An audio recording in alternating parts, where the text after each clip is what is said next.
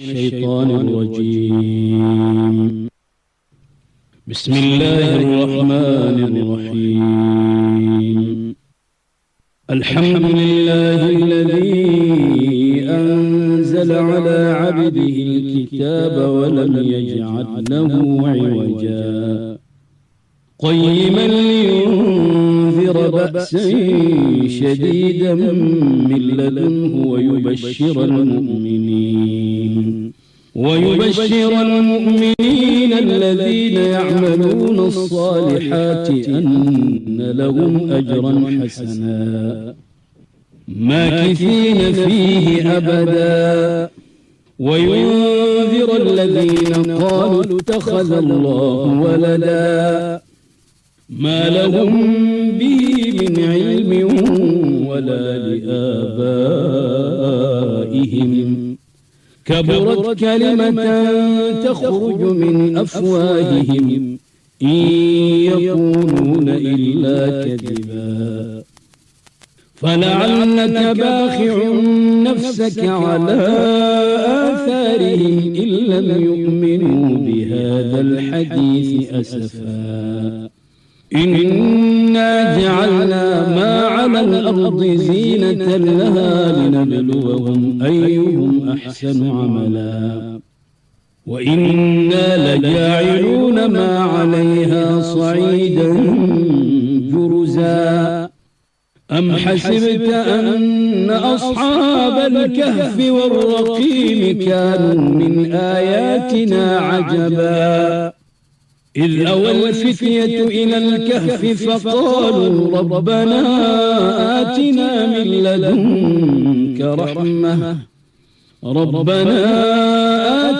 من لدنك رحمة وهيئ لنا من أمرنا رشدا فضربنا على آذانهم في الكهف سنين عددا ثم بعثناهم لنعلم أي الحزبين أحصى لما لبثوا أمدا نحن نقص عليك نبأهم بالحق إنهم فتية آمنوا بربهم وزدناهم هدى وربطنا على قلوبهم إذ قاموا فقالوا ربنا رب السماوات والأرض لن ندعو من دونه إلها لقد قلنا إذا شططا هؤلاء قومنا اتخذوا من دونه آلهة لولا يأتون عليهم بسلطان بين فمن أظلم ممن افترى على الله كذبا وإذ اعتزلتموهم وما يعبدون إلا الله فأووا إلى الكهف ينشر لكم ربكم من رحمته ويهيئ لكم من أمركم مرفقا وترى الشمس إذا طلعت تزاور عن كهفهم ذات اليمين وإذا غربت تقرضهم ذات الشمال وهم في فجوة منه ذلك من آيات الله من يهد الله فهو المهتد ومن يضلل فلن تجد له وليا مرشدا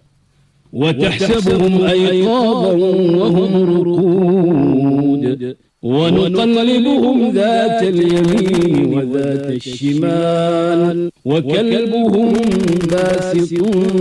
ذراعيه بالوصيد لو اطلعت عليهم لوليت منهم فرارا ولملئت منهم رعبا وكذلك بعثناهم ليتساءلوا بينهم قال قائل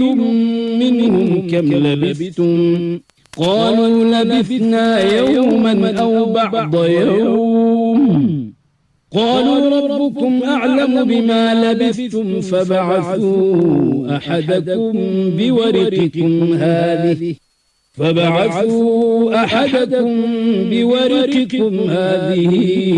إلى المدينة فلينظر أيها أزكى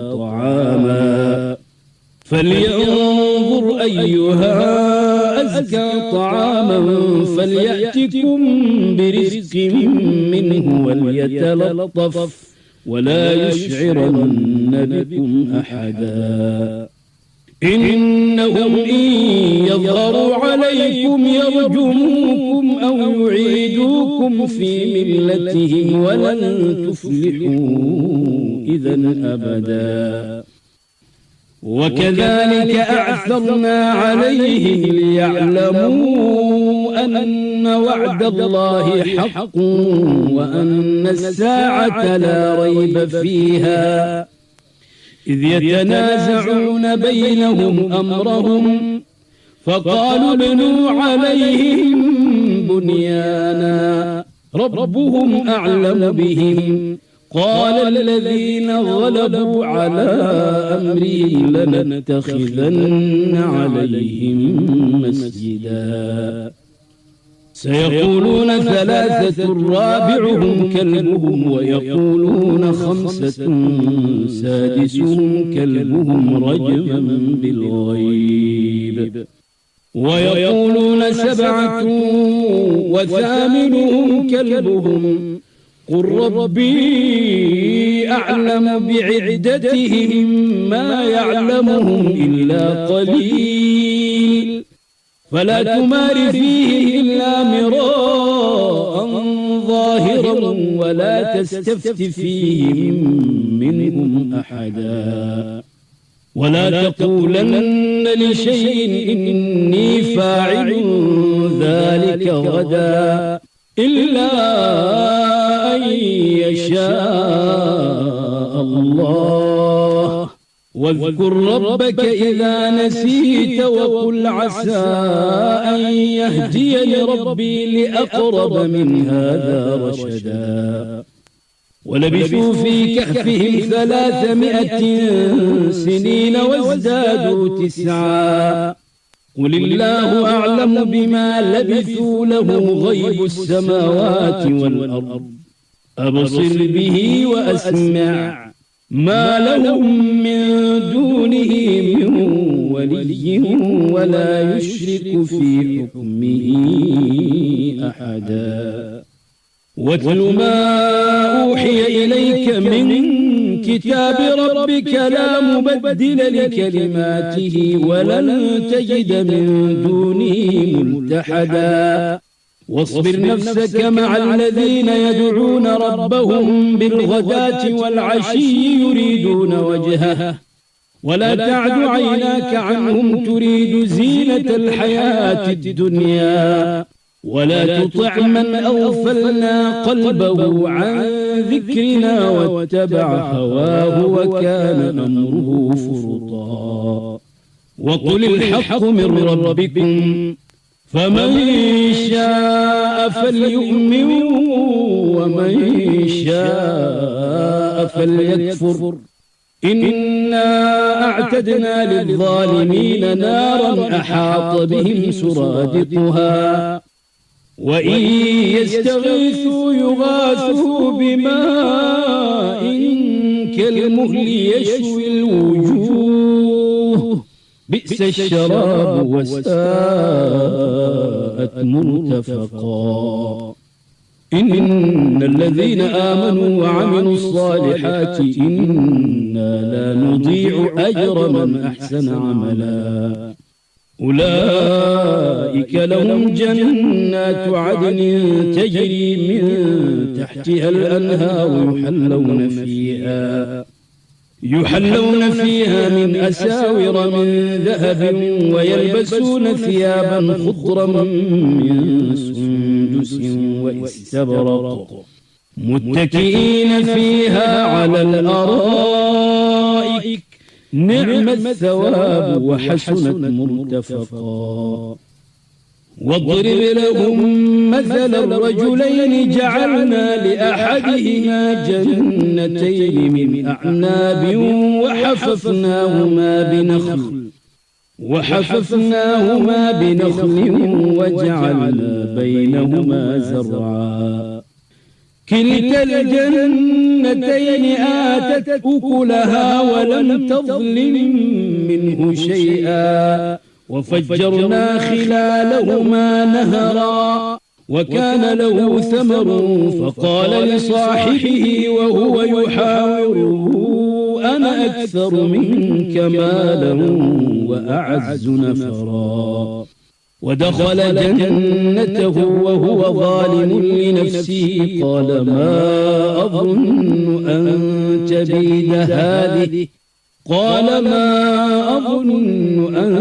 تبيد هذه أبدا وما أظن الساعة قائمة ولئن رددت إلى ربي لأجدن خيرا منها منقلبا. قال له صاحبه وهو يحاوره أكفرت بالذي خلقك من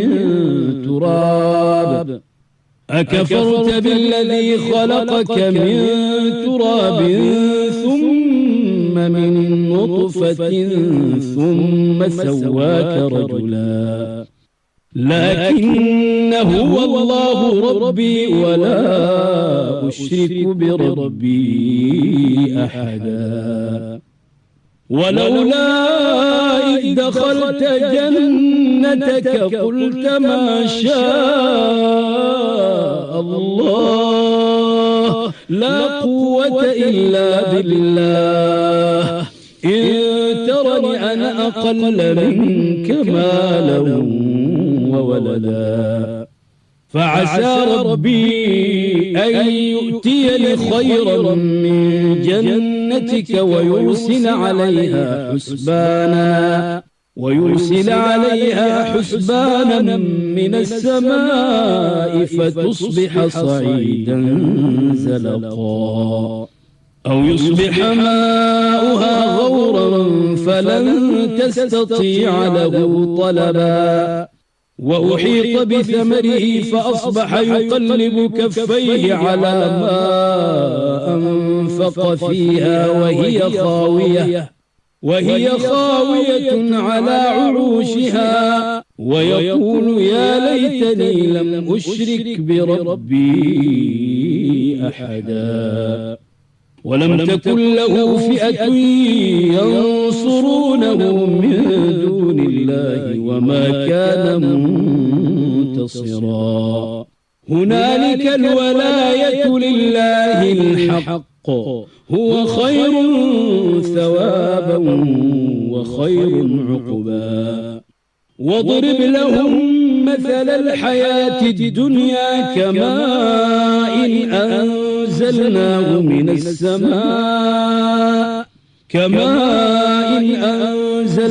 من السماء فاختلط به نبات الأرض فأصبح هشيما تذروه الرياح وكان الله على كل شيء مقتدرا. المال والبنون زينة الحياة الدنيا والباقيات الصالحات خير عند ربك ثوابا وخير أملا. ويوم نسير الجبال وترى الأرض بارزة وحشرناهم فلم نغادر منهم أحدا. وعرضوا على ربك صفا لقد جئتمونا كما خلقناكم أول مرة بل زعمتم أن لن نجعل لكم موعدا. ووضع الكتاب فترى المجرمين مشفقين مما فيه ويقولون يا ويلتنا ما لهذا الكتاب لا يغادر صغيرة ولا كبيرة إلا أحصاها ووجدوا ما عملوا حاضرا ولا يظلم ربك أحدا. وإذ قلنا للملائكة اسجدوا لآدم فسجدوا إلا إبليس كان من الجن ففسق عن أمر ربه أفتتخذونه وذريته أولياء من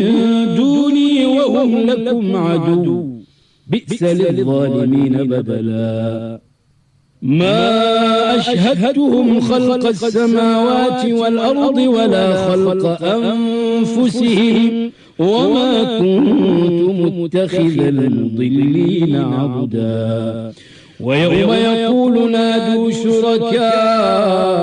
الذين زعمتم فدعوهم فلم يستجيبوا لهم وجعلنا بينهم موبقا. ورأى المجرمون النار فظنوا أنهم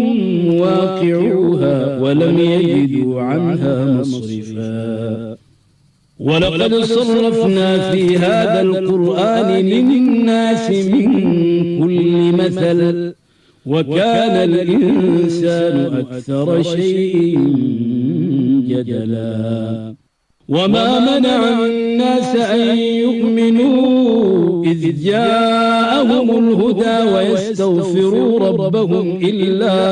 أن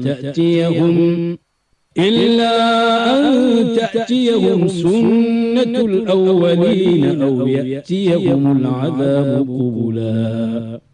وما نرسل المرسلين إلا مبشرين ومنذرين ويجادل الذين كفروا بالباطل ليدحضوا به الحق واتخذوا آياتي وما أنذروا هزوا. ومن أظلم ممن ذكر بآيات ربه فأعرض عنها ونسي ما قدمت يداه إنا جعلنا على قلوبهم أكنة أن يفقهوه وفي آذانهم وقرا وإن تدعهم إلى الهدى فلن يهتدوا إذا أبدا. وربك الغفور ذو الرحمة لو يؤاخذهم بما كسبوا لعجل لهم العذاب بل لهم موعد لن يجدوا من دونه موئلا. وتلك القرى أهلكناهم لما ظلموا وجعلنا لمهلكهم موعدا. وإذ قال موسى لفتاه لا أبرح حتى أبلغ مجمع البحرين أو أمضي حقبا فلما بلغا مجمع بينهما نسيا حوتهما فاتخذ سبيله في البحر سربا. فلما جاوزا قال لفتاه آتنا غداءنا لقد لقينا من سفرنا هذا نصبا. قال أرأيت إذ أوينا إلى الصخرة فإني نسيت الحوت وما أنسانيه إلا الشيطان أن أذكره واتخذ سبيله في البحر عجبا. قال ذلك ما كنا نبغ فارتدا على آثارهما قصصا. فوجدا عبدا من عبادنا آتيناه رحمة من عندنا وعلمناه من لدنا علما. قال له موسى هل أتبعك على أن تعلمني مما علمت رشدا قال إنك لن تستطيع معي صبرا وكيف تصبر على ما لم تحط به خبرا قال ستجدني إن شاء الله صابرا ولا أعصي لك أمرا قال فإن اتبعتني فلا تسألني عن شيء حتى أحدث لك منه ذكرا فانطلقا حتى إذا ركبا في السفينة خرقها قال أخرقتها لتغرق أهلها لقد جئت شيئا إمرا قال ألم أقل إنك لن تستطيع معي صبرا قال لا تؤاخذني بما نسيت ولا ترهقني من أمري عسرا فانطلقا حتى إذا لقيا غلاما فقتله قال أقتلت نفسا زكية بغير نفس لقد جئت شيئا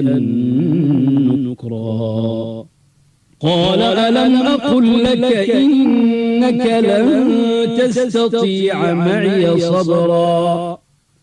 قال إن سألتك عن شيء بعدها فلا تصاحبني قد بلغت من لدني عذرا فانطلقا حتى إذا أتيا أهل قرية استطعما أهلها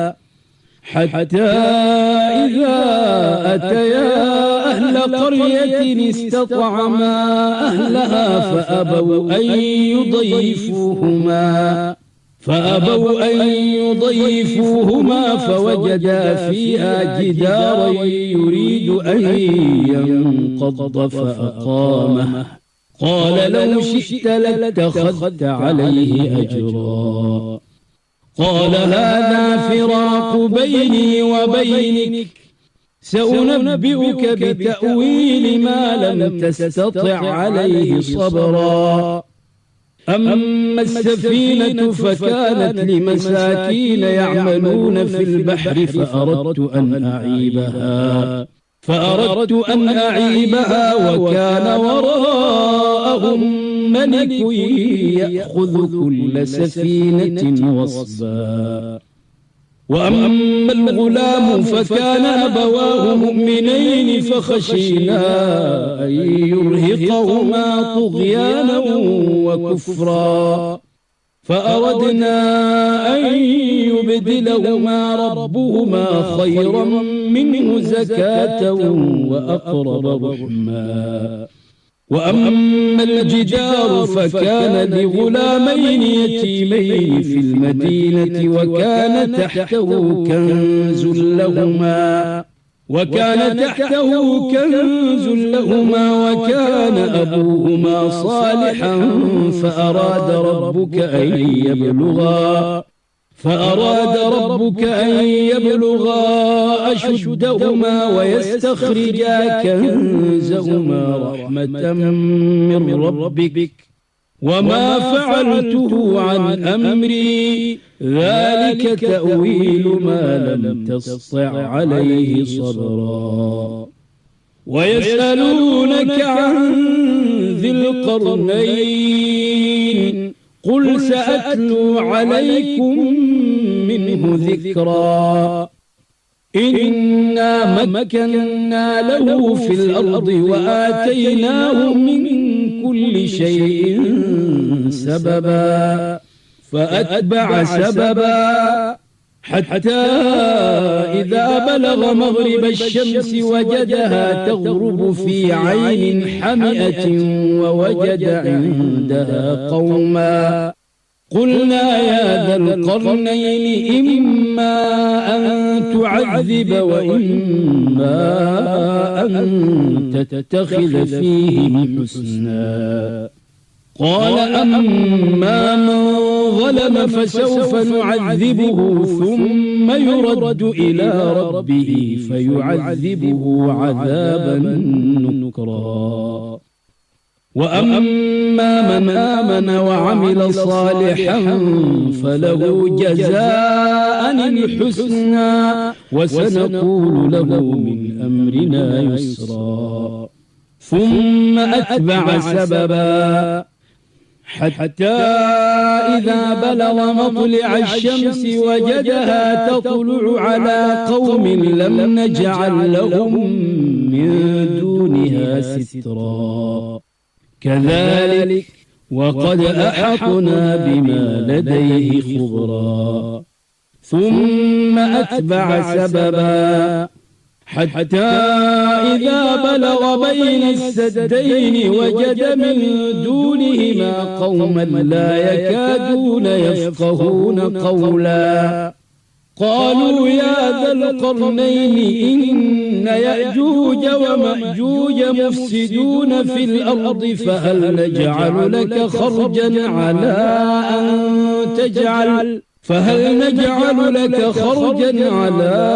أن تجعل بيننا وبينهم سدا قال ما مكنني فيه ربي خير فأعينوني بقوة أجعل بينكم وبينهم ردما آتوني زبر الحديد حتى إذا ساوى بين الصدفين قال انفخوا حتى إذا جعله نارا قال آتوني أفرغ عليه قطرا فما استطاعوا أن يظهروه وما استطاعوا له نقبا قال هذا رحمة من ربي فإذا جاء وعد ربي جعله دكا وكان وعد ربي حقا وتركنا بعضهم يومئذ يموج في بعض ونفخ في الصور فجمعناهم جمعا وعرضنا جهنم يومئذ للكافرين عرضا الذين كانت أعينهم في غطاء عن ذكري وكانوا لا يستطيعون سمعا أفحسب الذين كفروا أن يتخذوا عبادي من دوني أولياء إنا أعتدنا جهنم للكافرين نزلا قل هل ننبئكم بالأخسرين أعمالا الذين ضل سعيهم في الحياة الدنيا وهم يحسبون أنهم يحسنون صنعا أولئك الذين كفروا بآيات ربهم ولقائه فحبطت أعمالهم فلا نقيم لهم يوم القيامة وزنا ذلك جزاؤهم جهنم بما كفروا واتخذوا آياتي ورسلي هزوا إن الذين آمنوا وعملوا الصالحات كانت لهم جنات الفردوس نزلا خالدين فيها لا يبغون عنها حولا قل لو كان البحر مدادا لكلمات ربي لنفد البحر قبل أن تنفد كلمات ربي ولو جئنا بمثله مددا قل إنما أنا بشر مثلكم يوحى إلي أنما إلهكم إله واحد فمن كان يرجو لقاء ربه فليعمل عملا صالحا ولا